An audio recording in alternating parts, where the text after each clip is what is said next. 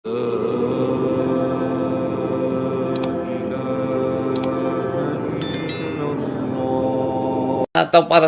ini kan para ulama tuh. Yang di Banten siapa namanya tuh? Imat. Kan dia ulama, kiai. Udah Imat, mau apa lagi? Coba berita Rasulullah, hati-hati, umur lu nggak lama lagi, sebentar juga hilang. Gitu. Nah, maka itu sebaiknya gunakan yang baik, kasih contoh yang bagus, peninggalan yang bagus. Jangan sampai bermasalah ya semuanya kita para habib-habibnya semua buatlah sesuatu. Assalamualaikum warahmatullahi taala wabarakatuh. Untuk para ibu-ibu, bapak-bapak, mak-mak, nenek-nenek semua, pemuda kita tidak terkecuali. Saya perlu sampaikan di sini, saya lihat orang sampai hari ini, kalau kemarin-kemarin saya lihat udah sepi. Saya anggap udah ada kesadarannya masing-masing. Jadi sekarang timbul lagi, yaitu masalah nasib lah. Ini nasibnya orang Islam bisa dikacaukan sama nasab ini. Bisa-bisa karena saya menurut pemikiran saya ini orang kayaknya mau nyerang Islam. Bukan urusan nasab-nasib ini. Nasab-nasab ini nasib saya, si A, si B, yang katanya dia keturunan Nabi, atau keturunan Raden, keturunan Keang Santang, keturunan Prabu Siliwangi, keturunan macam-macam keturunan Diponegoro, apa, nggak ada apa-apa. Yang jalan biasa, yang dianggap keturunannya biasa, nggak ada juga kelihatan hormat, saling menghormati yang berlebihan. Kecuali kalau dia bernasab kepada Rasulullah, kepada Nabi Muhammad, lantas dia seorang yang alim, ya kan, yang alim, orang yang baik, dan orang itu alim, pengetahuan agamanya tinggi. Ya dia dihormatin, paling orang datang cium tangan segala macam. Coba kita lihat orang Inggris, orang Eropa, kalau menghormat orang, ya kan, dengan sarungnya itu nunduknya sampai ke bawah, melebihi kita cium tangan aja. Kalah, nunduknya luar biasa, ya kan. Dan kepercayaan orang Jawa di zaman dulu kalau lagi menghormat orang sampai begitu ke bawah meningginya penghormatannya. Alhamdulillah setelah ada Islam, nah agak berkurang jauh gitu. Dan itu apa urusannya dengan ini kita semua? Jangan dibawa-bawa ke sana, lama-lama kita lihat ini mau ngerusak agama ini. Ini memang nanti lama-lama kita ini Nabi Muhammad yang akan sasarannya akan dijelek-jelekan. Pasti ke Nabi Muhammad nanti larinya. Sebab Islam kan sumbernya Nabi Muhammad. Kalau nggak ada Nabi Muhammad, nggak ada Islam. Karena Allah ciptakan Nabi Muhammad itu sebagai kekasihnya. Makanya diciptakan Allah itu semua umat Nabi Muhammad yang berselawat, ya kan, itu yang basah selawatnya, itu insya Allah nggak akan kena api geretan juga enggak lah. Kalau basah lidahnya dengan selawat kepada Rasulullah. Allahumma salli ala Muhammad wa ali Muhammad, Allahumma salli ala Muhammad. Itu diperbanyak. Jangan akhirnya selawatnya mau Orang mau dilarang supaya benci, nanti jangan selawat. Kenapa? Benci kepada Rasulullah lagi nanti. Apakah itu baik apa enggak? Sedangkan Rasulullah itu sendiri tidak suka orang yang suka mendengki kepada kita. Dilarang itu kalau ada kedengkian. Makanya saya lihat orang yang membahas selawat-selawat begitu, lama-lama saya lihat, alhamdulillah, saya nggak tahu siapa yang negur, tapi mungkin dia dapat peringatan dari alam. Ada yang kena penyakitan, ada yang rubuh, belum waktunya mati, udah keburu mati. Ya kan? Nanti ini semuanya coba yang begitu tuh. Bisa sial dangkal tuh kalau saya bilang tuh. Ya, saya nggak sepandai bapak-bapak beragama itu. Apalagi yang namanya si A, si B. Tapi saya menyadari kalau kita berkata buruk, pasti keburukan yang kita akan dapat. Kalau kita berkata baik, pasti baik yang kita terima. Kalau kita berbuat fitnah, pasti fitnah menjamur di diri kita. Membunuh kita fitnah itu. Di mana-mana.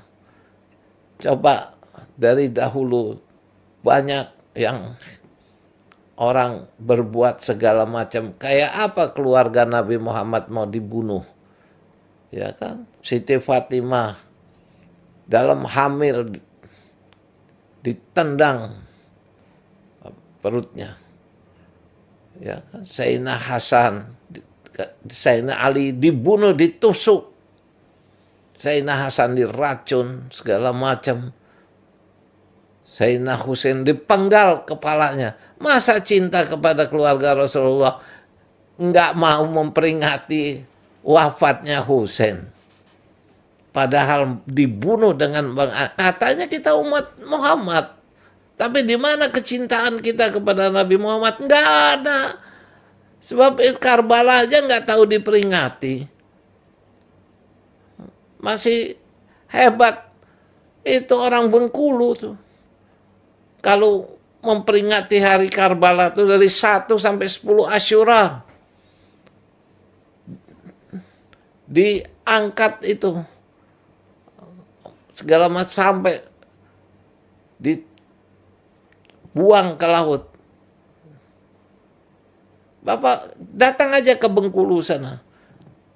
Dari mana provinsi-provinsi yang lain ada memperingati rasa menyintai cucu Nabi Muhammad. Sedangkan nanti Husain, nanti kamu dengan cinta, cukup cinta lu sama Husain, insya Allah dapat syafaat. Kamu jangan banggakan sholat-sholat, kamu doa, kamu segala macam wirid, mitir. Alah, kiainya, ustadznya, gitu. Siapa aja, mau Muhammadiyah, mau NU, mau apa. Kalau bisa menghormati Rasulullah. Bapak-bapak coba lihat, Rasulullah bilang apa? Aku tinggalkan engkau 2 wasiat. Ya, aku akan tinggalkan wasiat. Siapa berpegang teguh, dia akan berjaya. Yaitu Al-Quran, kalamullah, dan keluargaku, ahlul baitku. Ya. Kok sekarang orang malah mau hina-hinain? Al-Quran pun udah banyak dikata-katain. Ya, saya sebagai orang, hanya saya ngomong ini kesadaran. Paling nggak sadarlah para ulama kita atau ini kan para ulama tuh. Yang di Banten siapa namanya tuh? Imat. Kan dia ulama, kiai. Udah Imat, mau apa lagi? Coba berita Rasulullah, hati-hati, umur lu nggak lama lagi, sebentar juga hilang. Gitu. Nah, maka itu sebaiknya gunakan yang baik, kasih contoh yang bagus, peninggalan yang bagus. Jangan sampai bermasalah, ya semuanya kita para habib-habibnya semua buatlah sesuatu yang hak, yang baik, yang benar untuk kepentingan kebenaran. Lihat masyarakat kita, lihat tentara kita, Masya Allah, bagaimana itu di Palestina ikut perang segala macam. Dan sekarang yang kita hina dulu orang Yaman, ya kan? Akhirnya Yaman tuh yang pukul kapal besar Amerika, yang hajar terus, pukul segala macam. Sampai sekarang juga dengan militer tentara Indonesia yang luar biasa. Coba ada orang yang disiksa, yang dibunuh setiap hari segala macam, nggak bisa nolong mereka kamu. Sampaikan itu, Amerika takut. Nyampein gitu, ngatain orang Israel aja takut. Bilang, Israel jangan lu bunuhin. Masyarakat nggak punya apa-apa, nggak punya senjata, nggak punya, jadi pembunuh kamu. Gimana? Kira-kira, kok nggak ada suara itu? Itu kasih makan tuh buat anak yatim, misalnya.